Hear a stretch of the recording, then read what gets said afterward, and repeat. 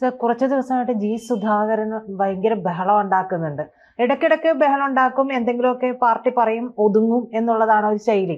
ഇത്തവണ കെയർ ഗൗരിയമ്മയെ പോലെ അദ്ദേഹം പുറത്തേക്ക് പോകാനുള്ള സാധ്യതയുണ്ടോ?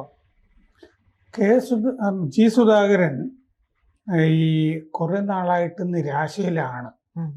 ഈ പാർട്ടിയിൽ വലിയ പദവികളൊക്കെ ഇരുന്നിരുന്ന ആളുകള്, വലിയ സൗകര്യത്തിലൊക്കെ ഇരുന്നിരുന്ന ആളുകളെ ബ്രാഞ്ചിലേക്ക് തരം താഴ്ത്തുമ്പോ അവർക്കൊരു വല്ലാത്ത ഈ പങ്കപ്പാട്, നിരാശയൊക്കെ വരും.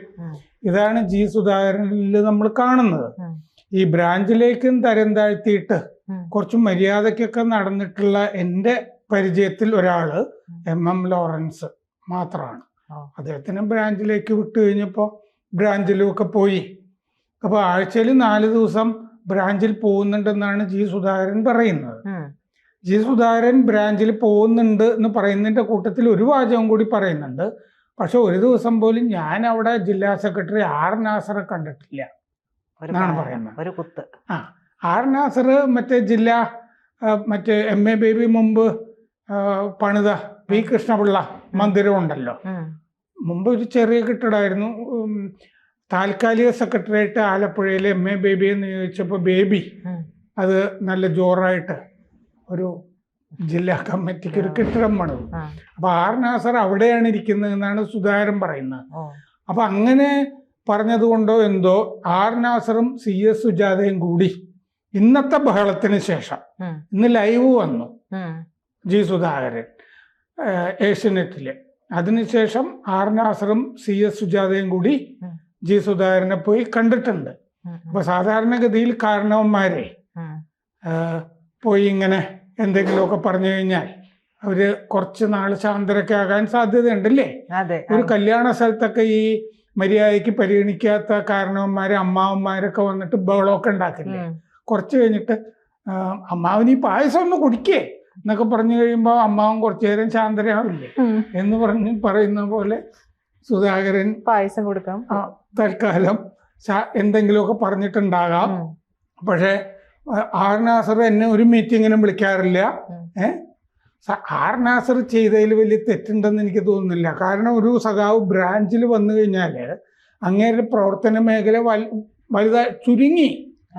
കാരണം ഏരിയ കമ്മിറ്റിയേക്കാൾ ചെറിയ സ്ഥലം ലോക്കലിനേക്കാൾ ചെറിയ സ്ഥലമല്ലേ ബ്രാഞ്ച്. ഒരു 1 കിലോമീറ്റർ ചുറ്റളവിലൊക്കെ മാത്രമേ ഉള്ളൂ ഇത്. അപ്പൊ ഒരു ചെറിയ തോതിലൊരു മാടമ്പിയെ പോലെ പോലും ഇരിക്കാൻ പറ്റില്ല. അവിടെ പോയിട്ടൊക്കെ വല്ല മാസികയോ ദേശാഭിമാനിയോ ഒക്കെ വായിച്ചിരിക്കാം എന്നല്ലാതെ ബ്രാഞ്ചിൽ പോയിരിക്കുക. അവിടെ ജില്ലാ സെക്രട്ടറി ആയിരുന്ന ആളാ സുധാകരൻ 36 വയസ്സിൽ MLA ആയി, 48 വയസ്സിൽ മന്ത്രിയൊക്കെ ആയി ഇരുന്ന ഒരാളാണ്. മാത്രമല്ല ആലപ്പുഴ എങ്ങനെ ഇരിക്കണം എന്നൊക്കെ തീരുമാനിച്ചിരുന്ന ഒരാളാണ് ജി സുധാകരൻ ആയ കാലത്ത്. കുടുംബം തന്നെ, സഹോദരൻ നേരത്തെ കൊല്ലപ്പെടുകയൊക്കെ ചെയ്തിട്ടുണ്ടല്ലോ വിദ്യാർത്ഥി രാഷ്ട്രീയത്തില്. അപ്പൊ അങ്ങനെ ഈ എങ്ങനെ തീരുമാനിക്കണം എന്ന് പറഞ്ഞു കഴിഞ്ഞാൽ മുമ്പ് CG ചന്ദ്രബാബു ജില്ലാ സെക്രട്ടറി ആകേണ്ട ഒരു സാഹചര്യം ഉണ്ടായിരുന്നപ്പോ ചാരുംമൂട്ടിൽ നടന്ന ജില്ലാ സമ്മേളനത്തിൽ വെച്ചിട്ട് CG ചന്ദ്രബാബുവിനെ വെട്ടിയിട്ട് ഈ സജി ചെറിയാന് ജില്ലാ സെക്രട്ടറി ആയിട്ട് കൊണ്ടുവന്നത് സുധാകരനാ. ഇപ്പൊ ഇവർ രണ്ടുപേരും തമ്മിലാണല്ലോ അടി. അതെ, കാരണം എന്താന്ന് വെച്ച് കഴിഞ്ഞാൽ ഒരാൾ ജില്ലാ സെക്രട്ടറി ആയിക്കഴിഞ്ഞാൽ അങ്ങേര് അധികാരസ്ഥാനത്ത് എത്തിയല്ലോ. അധികാരസ്ഥാനത്ത് എത്തിക്കഴിയുന്ന ആൾ എന്താണ് ചെയ്യുക? അധികാരസ്ഥാനത്ത് എത്തിച്ച ആളെ വെട്ടിയിട്ട് സ്വന്തം സാമ്രാജ്യം വിപുലമാക്കാനല്ലേ നോക്കുള്ളൂ. അത് സജി ചെറിയാൻ നോക്കി പതുക്കെ വെട്ടിക്കൊണ്ടുവന്നു. ജി സുധാകരൻ സംസ്ഥാന സെക്രട്ടേറിയറ്റിലേക്ക് അംഗമായിട്ട് പരിഗണിച്ചപ്പോ ഞാൻ സംസ്ഥാന സെക്രട്ടേറിയറ്റിലേക്ക് ഇല്ല എന്ന് പറഞ്ഞ് തിരുവനന്തപുരം വിട്ട ആളാണ് ജി സുധാകരൻ. സംസ്ഥാന സെക്രട്ടേറിയറ്റിൽ ഇരിക്കുമ്പോഴാണല്ലോ ആളുകൾ നാച്ചുറലി മന്ത്രിമാരാകുന്നത്. സംസ്ഥാന സെക്രട്ടേറിയറ്റിലുള്ള ഒരാള് ക്ലീനായിട്ട് ആവും, മന്ത്രിയൊക്കെ ആവും. നമ്മുടെ M സ്വരാജ് തൃപ്പൂണിത്തുറയിൽ ജയിച്ചിരുന്നെങ്കിൽ മന്ത്രി ആകുമായിരുന്നു. ജയിച്ചില്ലല്ലോ. അപ്പൊ സെക്രട്ടേറിയറ്റിലൊക്കെ ഉള്ള ആളുകൾ സാധാരണഗതിയിൽ മന്ത്രിയാവും. അങ്ങനെയാണ്. അപ്പോൾ അദ്ദേഹം സജി സംസ്ഥാന സെക്രട്ടേറിയറ്റിലും വന്നു അല്ലേ, അതെ. മന്ത്രിയുമായി. പിന്നെ ഇപ്പൊ പാർട്ടിയോട് ചേർന്ന് നടക്കണം എന്ന് ജി സുധാകരനെ ഉപദേശിക്കുന്ന അവസ്ഥയിൽ എത്തി സജി. അതാണ് നോക്കി സംസാരിക്കണം, മര്യാദയ്ക്ക് സംസാരിക്കണം എന്ന് സുധാകരൻ പറയുന്നത്. ഇപ്പൊ അദ്ദേഹം പറയുന്നത് പാർട്ടിക്കായിട്ട് ഇനി പ്രചാരണത്തിന് ഒന്നും ഇറങ്ങുന്നില്ല എന്നൊക്കെയാണ് പറയുന്നത്. വളരെ വ്യസനത്തോടെ ആയിരിക്കും. ഒരു പക്ഷെ ഇത്രയും മുതിർന്ന ഒരു നേതാവാണല്ലോ. അപ്പൊ അങ്ങേര് പാർട്ടിക്ക് പ്രചാരണത്തിന് ഇറങ്ങുന്നില്ല എന്ന് പറയുന്നതിന്റെ കാരണം അങ്ങേര് പറഞ്ഞിട്ടുണ്ട്. അതെന്താന്ന് വെച്ച് കഴിഞ്ഞാല് എന്നെപ്പറ്റി ജില്ലാ നേതാക്കള് പുലഭ്യം പറയാണ്. അപ്പൊ ഞാൻ പോയി എവിടെയെങ്കിലും പ്രചാരണത്തിന് പോയി കഴിഞ്ഞു കഴിഞ്ഞാൽ ആ സ്ഥാനാർത്ഥിയുടെ വോട്ട് കുറയാനാണ് സാധ്യത. കാരണം പാർട്ടിയിൽ എന്നെ ഇപ്പൊ താഴ്ത്തി കിട്ടിയിരിക്കുകയാണ്. ഞാൻ ആർക്കെങ്കിലും പോയി വോട്ട് ചെയ്യണം എന്ന് പറഞ്ഞു കഴിഞ്ഞാല് ജനം തിരിച്ചു കുത്താനാണ് സാധ്യത. അതാണ് സുധാകരൻ പറയുന്ന ഒരു കാര്യം. 2, ബ്രാഞ്ച് അംഗം എന്നുള്ള നിലയ്ക്ക് അധികം സ്ഥലത്ത് ജില്ലാ അടിസ്ഥാനത്തിൽ പോയി പ്രസംഗിക്കേണ്ട കാര്യമില്ല.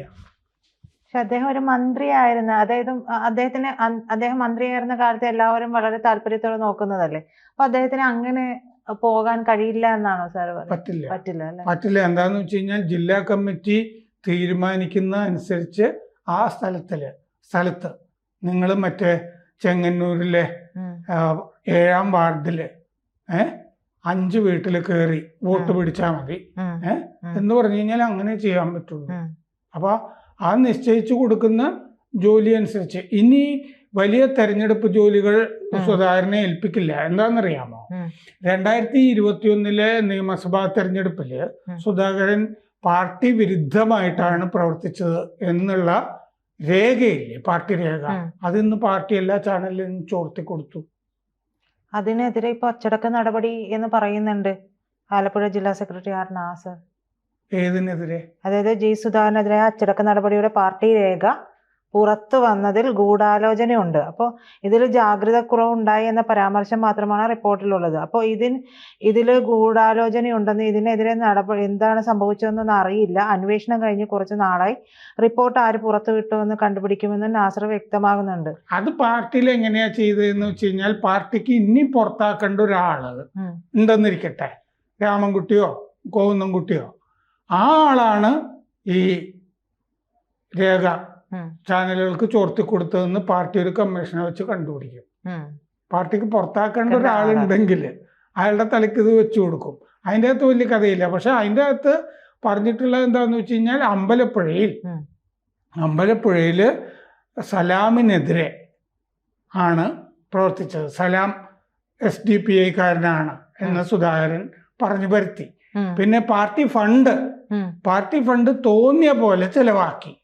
Party fund അമ്പലപ്പുഴയിൽ ചെലവാക്കിയില്ല. അമ്പലപ്പുഴയിൽ കടം വാങ്ങിച്ചിട്ട് മറ്റേ തെരഞ്ഞെടുപ്പ് പ്രചാരണം നടത്തേണ്ടി വന്നു. ഭാഗ്യത്തിന് അവിടെ ജയിച്ചത് കൊണ്ട് ഈ തരം താഴ്ത്തൽ ബ്രാഞ്ചിലേക്ക് വിടുന്നതിൽ ഒതുങ്ങി. ഇല്ലെങ്കിൽ സുധാകരനെ പുറത്താക്കുമായിരുന്നു. അതാണ് ആ റിപ്പോർട്ടിൽ പറയുന്നതായിട്ട് ചാനലുകളൊക്കെ റിപ്പോർട്ട് ചെയ്തത്.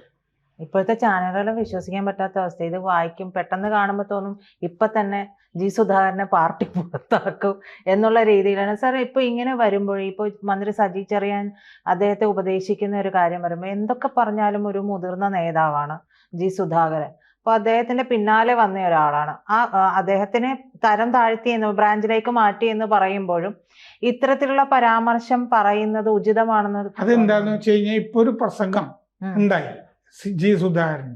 ജി സുധാകരൻ പ്രസംഗിച്ച എന്താന്ന് വെച്ച് കഴിഞ്ഞാൽ, നമ്മൾ പലതിലും 1ാം സ്ഥാനത്താണ്.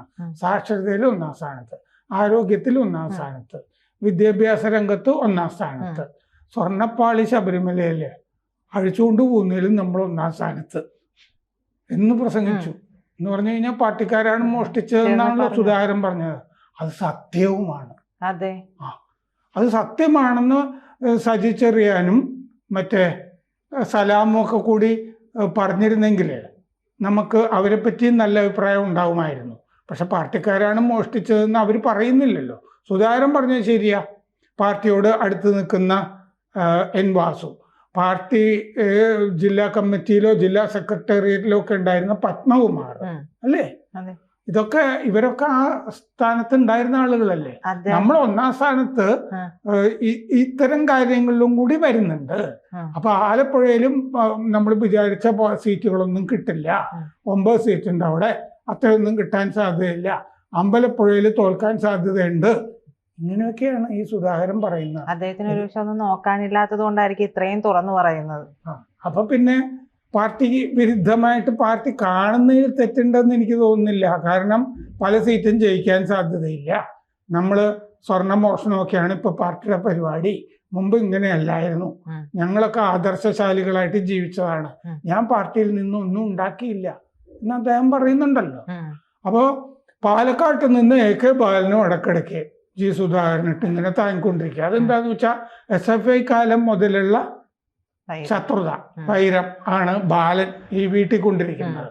ഇവിടെ സലാമും മറ്റേ പാർട്ടിയോട് ചേർന്ന് പോകണം. പാർട്ടിയോട് ചേർന്ന് പോകണം എന്ന് അവർ പറയുന്നത് സത്യമല്ലേ എന്നാണ് ഞാനും ചോദിക്കുന്നത്. കാരണം പാർട്ടി പറയുന്നതിന് വിരുദ്ധമായിട്ട് ചില ആലപ്പുഴ വികസന സമിതിയിലൊക്കെ കരുണാകരൻ ഉണ്ടാക്കിയതിലൊക്കെ പോയി അംഗമായില്ലേ ഗൗരിയമ്മ കാലത്ത്. അങ്ങനെയല്ലേ അവർ തരം താഴ്ത്തപ്പെടുന്നതും പുറത്തേക്ക് പോകുന്നതും ഒക്കെ. ഇന്ന് നാസറും മറ്റേ സുജാതയും കൂടി പോയത് കൊണ്ട് ഈ തെരഞ്ഞെടുപ്പൊക്കെ അടുത്തിരിക്കുകയാണല്ലോ. ഉടനെ ചിലപ്പോ ഒരു നടപടി ഉണ്ടാവില്ലായിരിക്കും. പക്ഷെ ഒരു ബ്രാഞ്ചിൽ ഒരാൾ ചെന്ന് നിന്ന് കഴിഞ്ഞാൽ പിന്നെ അപകട. ബ്രാഞ്ചിൽ നിന്ന് പുറത്തേക്ക് കളയുമ്പോൾ ലോക്കൽ കമ്മിറ്റിയുടെ അംഗീകാരം മാത്രം മതി. മനസ്സിലായില്ലേ? സംസ്ഥാന സമിതിയുടെയോ സംസ്ഥാന സെക്രട്ടേറിയറ്റിൻ്റെയോ ഒന്നും അംഗീകാരം വേണ്ട. പുറത്താക്കാൻ വളരെ എളുപ്പമാണ്. അപ്പൊ അതുകൊണ്ട് ഏത് സമയത്തും പുറത്താക്കാവുന്ന ഒരു നിലയിലാണ് സുധാകരൻ നിൽക്കുന്നത്. അതുകൊണ്ട് പുറത്തു പോയാലും വിരോധമില്ല എന്നുള്ള തോന്നലും കൂടി സുധാകരൻ ഉണ്ട് എന്നാണ് ഇന്ന് സുധാകരൻ ലൈവില് വന്നിട്ട് എല്ലാവരെയും ഇങ്ങനെ ചീത്ത പറയുമ്പോൾ നാസറിന്റെ പേര് പറഞ്ഞ്, സജീജയുടെ പേര് പറഞ്ഞ്, സലാമിന്റെ പേര് പറഞ്ഞ്, പിന്നെ പുറത്താക്കുമ്പോൾ ആഘോഷിക്കാനായിട്ടും പടക്കം പൊട്ടിക്കാനും ഒക്കെ ആളുകള് കാത്തു നിൽക്കുകയായിരുന്നു എന്നൊക്കെ സുധാകരൻ പറയുന്നുണ്ട്. 60 കൊല്ലോ 65 കൊല്ലോ ഒക്കെ പാർട്ടിക്ക് വേണ്ടി പ്രവർത്തിച്ച ഒരാളാണ് എന്ന് സുധാകരൻ പറയുന്നുണ്ട്. ഇങ്ങനെയാണോ ചെയ്യുന്നത് എന്ന് സുധാകരൻ ചോദിക്കുന്നതിലും കാര്യമുണ്ട്. ഇപ്പോൾ കറിവേപ്പില പോലെ വലിച്ച് എറിയുന്നത് ശരിയാണോ എന്ന് ചോദിക്കുന്നതിലും കാര്യമുണ്ട്. അപ്പൊ അദ്ദേഹത്തിന്റെ പരാതികളുണ്ടല്ലോ, സങ്കടം, ആ സങ്കടത്തിൽ കാര്യമുണ്ടോ എന്നുകൂടി പാർട്ടി പരിശോധിക്കുന്നത് നന്നായിരിക്കും. അതാണ്. പുറത്താക്കുന്നതിലും നമുക്കെന്താ വിരോധമില്ലേ?